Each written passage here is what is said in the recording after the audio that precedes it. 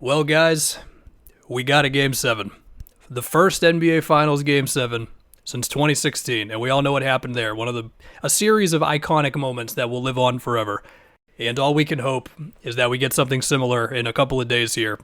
The Pacers, what did you think they were going to do? Did you think that they were not going to have another hell-bent effort of just TJ McConnell battling iHeart on the ground, or Rick Carlisle coming up with new defensive stuff where turn down some of the picking him up full court stuff for the sake of some more aggressive defensive moments in the half court, and we're going to sprinkle in even more doubles on Shea and overwhelm him in the whole thing, and we're just going to up the physicality. And it felt like they finally got on the break a little bit more in this one. At the time of me doing this early fourth, 8 turnovers for SGA, 2 assists.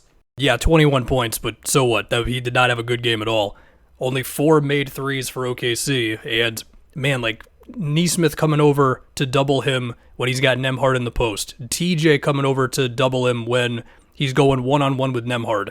Miles Turner, what felt like having more success playing high up on screens in this one to force the ball out of SGA's hands, or multiple bodies or multiple guys are reaching in on him as he's trying to put Ben Shepherd in the switch. And even then, Shepherd holding up well at the rim on the switch as well. And then just so many plays where they covered just so much ground defensively in this one too, right?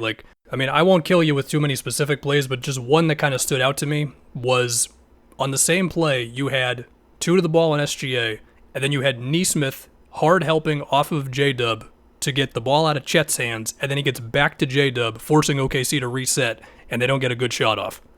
This was another game where OKC's offense just looked totally out of sorts besides SGA and J-Dub just making tough shots, and another game where their three-point rate was pretty low. 20-something threes. Yeah, that can be impacted some by the pace of the game if it's slow or whatever, but, the Pacers got way more threes up than they did. And it did feel like very early on, SGA was having some success with guard screens to get Hallie on a switch or TJ on a switch or whatever, but the Pacers, they upped the pressure and they just played like complete madmen tonight, dude.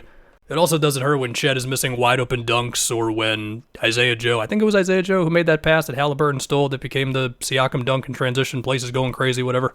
Just really great stuff. At Halliburton, he was able to cook enough with whatever the status of his calf is. I know the box score numbers will not go crazy, but I think, especially OKC not being able to kill him on defense, besides some possessions early on, it's good stuff. And then TJ, man, with TJ, he just takes guys one-on-one. Kaysen, just go at him in a straight line. Kenny Hustle, go at him in a straight line. Nesmith, massive transition threes, also nice backdoor cuts when Siakam is taking somebody off the dribble. Nembhard as well as Obi threes. And now as we go into this Game 7, you just think about all the storylines of this series, right? And I'm going to miss some as I go on a blurb right here, but between Halliburton as a scorer, what's it going to look like game to game? How often do the Pacers find Siakam when he's got guys switched onto him, smaller guys, right? Even when they can find him on those, how easy is the entry pass? How much help is coming? Nothing's going to be easy with OKC. It's Chet being able to score going at Miles Turner, because there was another play in this one where he's just trying to drive at him, and you like the aggressiveness, you have to put that pressure on him, but Turner's just sometimes too big for him, right?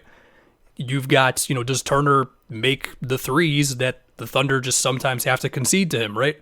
You've got, it's crazy that it took me this long to get to just the constant, SGA handling the doubles, and how often are they happening, and is he trying to go for, the Nesmith switch, which was what won them the game, 2 games ago now?